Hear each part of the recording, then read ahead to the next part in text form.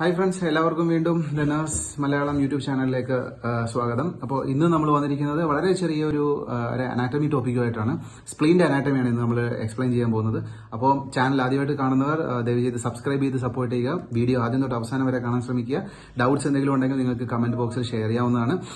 അപ്പോൾ ഡയറക്ട്ലി നമ്മുടെ ഇന്നത്തെ ടോപ്പിക് ഓഫ് ഡിസ്കഷൻ ഇത് സ്പ്ലീൻ്റെ അനാറ്റമി. ഓക്കെ, ഇപ്പം നമുക്കറിയാം സ്പ്ലീൻ എന്ന് പറയുന്ന ഒരു എന്താ പറയുക, ബ്ലഡിന്റെ ഒരു ഫിൽട്ടർ എന്നൊക്കെ പറയാം, ബ്ലഡ് ഫിൽട്ടർ എന്ന് പറയാം, അല്ലെങ്കിൽ നമ്മുടെ ഓൾഡ് RBCസിനെ റിമൂവ് ചെയ്യുന്ന നമ്മുടെ ബോഡിയിലുള്ള ഓർഗൻ, അതേപോലെ നമ്മുടെ സെൽ മീഡിയേറ്റഡ് അല്ലെങ്കിൽ ഹ്യൂമറൽ ഇമ്മ്യൂണിറ്റിക്കൊക്കെ വളരെ പ്രധാനമുള്ള വളരെയധികം പ്രാധാന്യമുള്ള ഒരു ഓർഗനാണ് സ്പ്ലീൻ എന്ന് പറയുന്നത്. അപ്പോൾ സ്പ്ലീന്റെ വെയിറ്റ് എന്ന് പറയുന്നത് അപ്രോക്സിമേറ്റ്ലി അറൌണ്ട് 200 ഗ്രാമാണ്. അഡൾട്ട് സ്പ്ലീന്റെ വെയിറ്റ് എന്ന് പറയുന്നത് അപ്രോക്സിമേറ്റ്ലി 200 ഗ്രാമാണ്. അതിന്റെ ഒരു ലെങ്ത് എന്ന് പറയുന്നത് ഒരു 5 ഇഞ്ച് നീളം വരും. അതേപോലെ തന്നെ ഒരു 3 ഇഞ്ച് വൈഡ് ആണ്. അതേപോലെ 1.5 ഇഞ്ച് തിക്നെസ് ഉണ്ട്. ഓക്കെ, ഇത്രയാണ് ഒരു ബേസിക് ആയിട്ട് സ്പ്ലീനെ കുറിച്ച് നമുക്ക് പറയാനുള്ളത്. അപ്പോൾ ഡയറക്ട്ലി നമുക്ക് അനാറ്റമിയിലോട്ട് പോകാം. ആദ്യം നമുക്ക് സ്പ്ലീന്റെ അനാറ്റമിക്കൽ പൊസിഷൻ, എവിടെയാണ് സ്പ്ലീൻ പൊസിഷൻ ചെയ്തിരിക്കുന്നത് നമുക്കറിയാം. അത് അപ്പർ ലെഫ്റ്റ് ക്വാഡ്രന്റിലാണ് അല്ലെ. Upper left quadrant. ഈ സ്പ്ലീനെ കവർ ചെയ്തുകൊണ്ട് നമുക്ക് എന്ത് കാണാം? നമ്മുടെ ഡയഫ്രോം അതേപോലെ തന്നെ റിബ് കേജ് വെച്ചിട്ടും എന്താണ് സ്പ്ലീൻ കവേർഡ് ആണ്. അതുകൊണ്ട് നമുക്ക് ഒരു നോർമൽ അബ്ഡോമിനൽ പാൽപേഷനിൽ നമുക്ക് സ്പ്ലീനിനെ നമുക്ക് പാൽപേറ്റ് ചെയ്യാനായിട്ട് പറ്റില്ല നോർമൽ ഇതിൽ. ഓക്കെ, സ്പ്ലീനോമെഗാലി വരുമ്പോൾ കാര്യങ്ങൾ ഡിഫറെന്റ് ആണ്. അത് ഞാൻ എക്സ്പ്ലെയിൻ ചെയ്യുന്നുണ്ട്. അപ്പോൾ അപ്പർ ലെഫ്റ്റ് ക്വാഡ്രന്റിലായിട്ടാണ് നമുക്ക് എന്ത് ഉള്ളത്, ഇത് സ്പ്ലീൻ പൊസിഷൻ ചെയ്തിരിക്കുന്നത്. അത് ഡയഫ്രോം റിബ് കേജും ആയിട്ട് നമുക്ക് മൊത്തത്തിലൊന്ന് കവർ ചെയ്തിരിക്കുന്നതുകൊണ്ട് നമുക്ക് പാൽപേറ്റ് ചെയ്യാനായിട്ട് പറ്റുകയില്ല. ഓക്കെ, അപ്പം സ്പ്ലീനെ അവിടെ പിടിച്ചു നിർത്തുന്ന കുറച്ച് സ്ട്രക്ചേഴ്സ് ഉണ്ട്. നമ്മുടെ ലിഗമെന്റ്സ്, നമ്മൾ അറിയാം അബ്ഡോമിനൽ ഓർഗൻസിനെ എല്ലാത്തിനെയും അതിന്റെ പൊസിഷനിൽ നിർത്തുന്ന ഒരു ഡബിൾ ലെയർ ആയിട്ടുള്ള ഒരു മെമ്പറൈനാണ് പെരിറ്റോണിയം എന്ന് പറയുന്നത്. ഈ പെരിറ്റോണിയത്തിന്റെ തന്നെ പല ഫോൾഡുകളാണ് നമ്മളിവിടെ ലിഗമെന്റ് ആയിട്ട് എക്സ്പ്ലെയിൻ ചെയ്തിരിക്കുന്നത്. അപ്പം ഇത് ഗ്രേറ്റർ ഓമന്റത്തിന്റെ പാർട്ടായിട്ടുള്ള 2 ലിഗമെന്റുകളാണ് നമ്മുടെ സ്പ്ലീനെ അവിടെ പൊസിഷൻ ചെയ്ത് വെച്ചിരിക്കുന്നത്. ഒന്ന് ഗ്യാസ്ട്രോഫ്രെനിക് ലിഗമെന്റ്, അത് സ്റ്റൊമക്കോ ആയിട്ടുള്ള ഒരു അറ്റാച്ച്മെന്റ് വരുന്നു. അതേപോലെ സ്പ്ലീനോ റീനൽ ലിഗമെന്റ്, അത് എന്താണ് കിഡ്നി ആയിട്ട് അറ്റാച്ച്മെന്റ് വരുന്നു. ഓക്കെ, അങ്ങനെ ലെഫ്റ്റ് കിഡ്നി ആയിട്ട് അറ്റാച്ച്മെന്റ് വരുന്നു. അങ്ങനെ ഈ രണ്ട് ലിഗമെന്റ് എന്ന് പറയുന്നത് ഗ്രേറ്റർ ഓമന്റത്തിന്റെ പാർട്സ് ആണ്. അപ്പൊ ഈ ലിഗമെന്റ് വെച്ചിട്ടാണ് സ്പ്ലീനെ നമ്മൾ ആ ഒരു പൊസിഷനിൽ ഹോൾഡ് ചെയ്തിരിക്കുന്നത്. ഓക്കെ, ഇനി സ്പ്ലീന്റെ സ്ട്രക്ചർ എന്ന് പറഞ്ഞാൽ ഇതൊരു ഓവൽ ഷേപ്ഡ് ആണ്.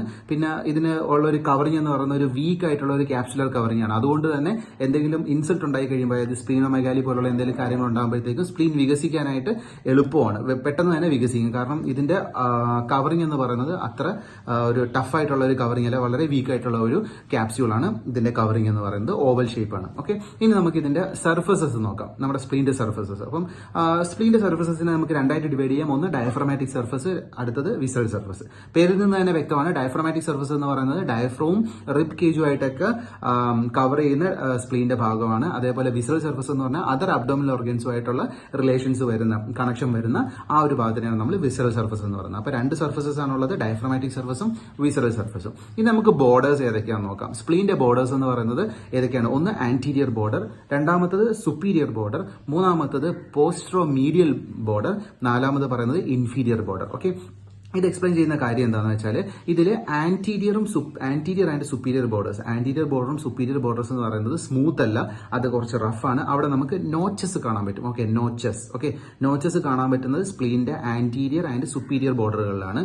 എന്നാൽ നമ്മുടെ പോസ്ട്രോമീഡിയലും അതേപോലെ ഇൻഫീരിയർ ബോർഡർ എന്ന് പറയുന്നത് വളരെ സ്മൂത്ത് ആണ്. ഓക്കെ, അത് ഇറഗുലർ അല്ല, സ്മൂത്ത് ആയിട്ടുള്ള ഒരു സർഫസ് ആണുള്ളത്. അപ്പം ഈ സ്പ്ലീനോമെഗാലി വരുന്ന സമയങ്ങളിൽ എന്താ സംഭവിക്കുന്നതെന്ന് വെച്ചാൽ, സ്പ്ലീനോമെഗാലി എന്താണെന്ന് അറിയാലോ, അതായത് സ്പ്ലീനിലെ എൻലാർജ്മെന്റ്. ഓക്കെ, അപ്പോൾ അതായത് സുപ്പീരിയർ ബോർഡർ, നമ്മൾ നേരത്തെ പറഞ്ഞ സുപ്പീരിയർ ബോർഡർ എന്ത് ചെയ്യുന്നു, അത് ഇൻഫെറോമീഡിയൽ ആയിട്ട് എന്ത് ചെയ്യുന്നു, മൂവ് ചെയ്യുന്നു. സ്പ്ലീനോമെഗാലി വരുമ്പോഴത്തേക്കും സുപ്പീരിയർ ബോർഡർ ഇൻഫെറോമീഡിയൽ ആയിട്ട് മൂവ് ചെയ്യുന്നു. അപ്പോൾ നമ്മൾ നേരത്തെ പറയുണ്ടായി സുപ്പീരിയർ ബോർഡറിലും ആന്റീരിയർ ബോർഡറിലും നമുക്ക് നോച്ചസ് കാണാൻ പറ്റുന്നു. അപ്പം ഈ നോച്ചസ് നമുക്ക് അബ്ഡോമിനൽ പാൽപേഷനിലൂടെയൊക്കെ നമുക്ക് പാൽപേറ്റ് ചെയ്യാനായിട്ട് പറ്റും. അപ്പോഴാണ് നമ്മൾ സ്പ്ലീനോമെഗാലി ഉണ്ടെന്ന് പറയുന്നത്. നോർമൽ കണ്ടീഷനിൽ നമുക്ക് പാൽപേറ്റ് ചെയ്യാൻ പറ്റത്തില്ല, കാരണം ഇത് ഡയഫ്രത്തിന്റെ റിബ് കേജിന്റെ അകത്ത് കവർ ചെയ്തിരിക്കുന്നുണ്ട്.